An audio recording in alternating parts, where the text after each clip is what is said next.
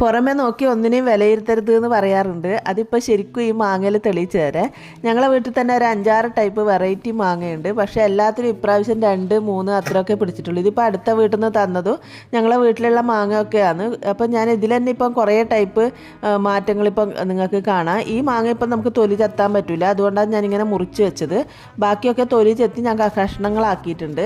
അപ്പം ഇതിലേതാണ് ഏറ്റവും ടേസ്റ്റി എന്ന് വെച്ചാൽ നിങ്ങളെല്ലാവരും പറയും ഏറ്റവും കൂടുതൽ ഈ നിറം കാണുന്ന മാങ്ങയായിരിക്കും ഏറ്റവും മധുരവും ടേസ്റ്റി ആയിട്ടുള്ള മാങ്ങ എന്ന് വിചാരിക്കും. ഒരിക്കലും അല്ല. ഈ വെളുത്ത് കിടക്കുന്ന ഈ മാങ്ങ ഉണ്ടല്ലോ, അതാണ് ഈ നിറം കൂടുതലുള്ളതിനേക്കാളും മധുരം കൂടുതൽ.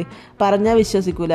ശരിക്കും പറഞ്ഞു കഴിഞ്ഞാൽ ആ മാങ്ങ നമുക്ക് ശരിക്കും പഴുക്കുക തന്നെ വേണ്ട, പഴുക്കാതെ തിന്നാൽ തന്നെ നല്ല മധുരമാണ് ആ വെളുത്ത് കിടക്കുന്ന മാങ്ങ.